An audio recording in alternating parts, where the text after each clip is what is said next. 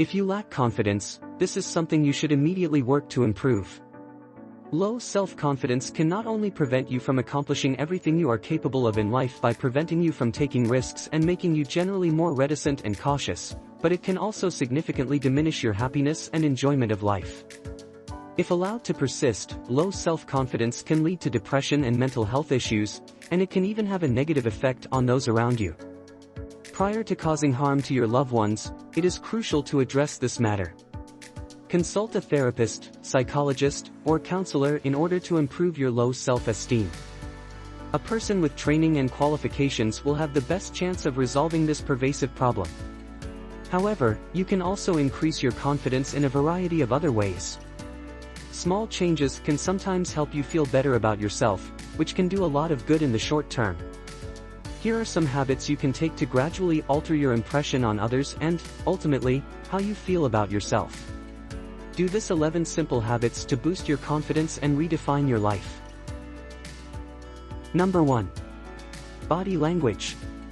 How do you then correct your body language? The goal is to appear composed.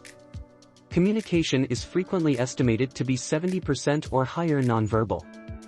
In other words, what you say with your mouth is significantly less than what your body says. You may be able to talk the talk, but if you are hunched over, you will appear anxious and lack confidence. Similarly, if you are shaking, no one will believe your speech. So how do you fix your body language? The objective is to appear calm. The more you recline, spread out, and expose yourself to vulnerability, the less it appears that you have anything to fear. If you place your arm across the back of the sofa and cross one leg over your knee, you will appear relaxed and at ease, as if no one poses a threat to you or can harm you. This demonstrates confidence and makes you feel more assured.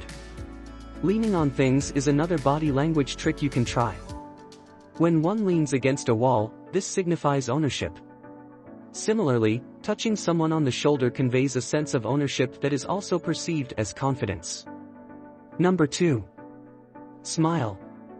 Perhaps the most confident action you can take is to smile. Want to appear more assured when you walk? Then smile as you leave. Want to appear more confident when approaching individuals of the opposite gender?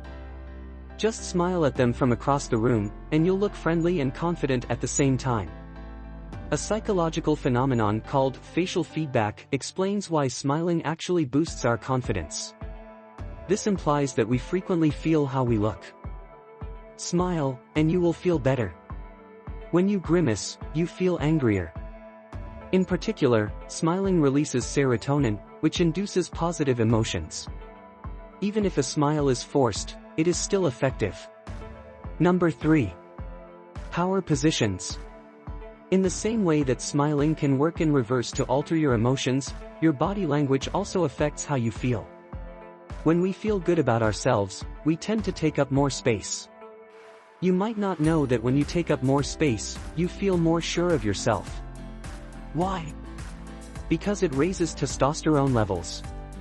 Testosterone is the main hormone in men, but women have it too. It is a neurotransmitter that makes people more aggressive and assertive. So, psychologists are now in what people call power positions.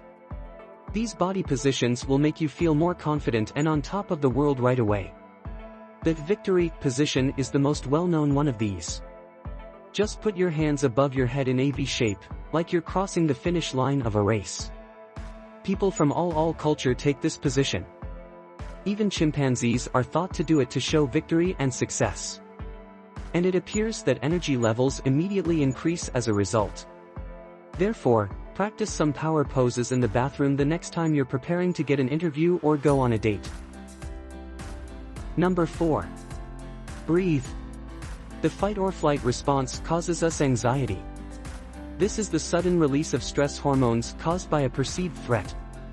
This threat may be immediate and concrete, like a bear blocking our way, or it may be less obvious and more abstract, like speaking in front of a crowd and worrying that people won't pay attention to you or will make fun of you.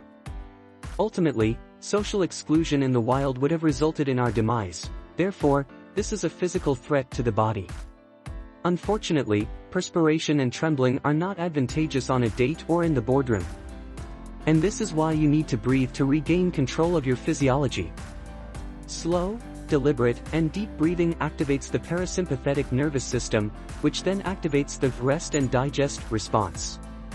Slower heart rates, slower brain waves, and a general sense of calm characterize this condition, which is the antithesis of the fight or flight response. Inhale through the nose and exhale through the mouth, and hold each breath for a few seconds. Number 5. Walk tall. Going back for a moment to the topic of body language, we also convey confidence or lack thereof through our walking. Our gait reveals a great deal about us, and if we walk briskly, confidently, and with pride, we can appear confident, powerful, and in charge even before we speak. In contrast, if we walk with a stooped, hunched, and shuffling gait, we will appear timid, retiring, and fearful. Imagine a beam of light bursting from your chest to walk taller, as this is a common piece of advice. This indicates that you are walking with your chest slightly elevated and that you should be smiling and walking briskly. The challenge is to keep this in mind. The majority of us have been walking fairly regularly since we were, well, 1 year old. Therefore, it is difficult to abandon years of ingrained training and begin walking in an entirely different manner. To circumvent this, you can look for reminder triggers. One of the most effective is entering a doorway. The next time you cross a threshold, use this to remind yourself of the trick and begin beaming once more. Number 6. First impressions. This is especially important given the significance of first impressions. The impression you make on someone when you first meet them has a significant effect on their perception of your overall confidence, esteem, and significance. Therefore, practice making an excellent first impression. This means walking into the room with confidence and a smile on your face and shaking their hand firmly and with purpose. Number 7. Eye contact. Maintaining proper eye contact is also crucial for making a positive first impression and exuding confidence when meeting someone for the first time. Maintaining eye contact suggests that you are on an equal footing with the person with whom you are conversing. It also increases your intensity and makes you appear more sincere. In other words, it sends all the positive social signals we want to send. Therefore, attempt to maintain eye contact without being creepy. Keep looking at them for a few seconds, then look away while making gestures, and then look back at them. And when speaking in front of a large group, remember to maintain eye contact with each person for a few seconds while looking around the room. Number 8. Speak more slowly. Slowing down your speech is one way to appear more assured when communicating. As we become anxious, our natural tendency is to speak faster, which can cause us to stumble over our words and appear less confident and certain of what we are saying. Obviously, this is not desirable. Conversely, if you speak slowly, you come across as someone who knows what they're talking about, is confident in who they are, and has carefully considered what they're saying. You will be less likely to stutter, pause, and use filler words if you give yourself sufficient time. Number 9. Tell stories. Storytelling is also a way to show confidence. And this works in tandem with slowing down your speech. You see, one of the reasons we speak quickly in front of others is to finish our sentences more quickly. We speak quickly because, first, we don't enjoy talking in front of others and want it to end. Second, we're not sure if what we're saying is compelling or interesting enough. And third, we're afraid that people will stop listening if we don't finish it quickly. However, if you tell a story, this indicates that you are more adept at holding court and entertaining a crowd. It implies that you are enjoying yourself and are confident in your ability to entertain. And this effect is felt even more strongly when the speed is decreased. Not just in terms of what you say, but also in how you say it. This entails setting the scene, posing rhetorical questions, employing repetition, and creating suspense. This is a skill that only the most charismatic individuals possess, and when executed effectively, it has a tremendous impact. Enjoy the present moment, linger a bit, and have confidence in how fascinating you are. Number 10. Gesticulate. Science also has something to say about the most charismatic people. According to numerous studies, the most charismatic individuals also tend to gesture the most. Gesticulation refers to talking with your hands, being animated and pointing, gesturing, and pacing while speaking. This is correlated with confidence and charisma because it makes us appear more invested in what we are saying. Now that our body language and words match, everyone in the room can feel how much we care. The more gestures you make while speaking, the more passionate and emphatic your words appear to be. And this is incredibly engaging and impressive. It causes others to perceive it as engaging and interesting as well. Number 11. Be passionate. What is the only catch? It's not something that can be faked. If you attempt to fake your gestures, you will immediately become very aware of your hands and unsure of what to do with them.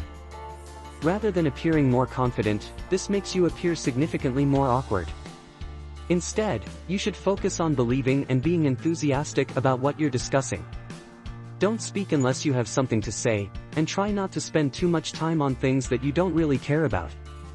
If your job does not excite you in a positive way, you should seek alternative employment if possible. And herein lies the secret. When you love what you do and are in your natural environment, you have natural confidence and charisma. We put our hearts and souls into creating these videos. There is still much work to be done. We hope you will like our efforts and share them with your friends. Thank you for watching.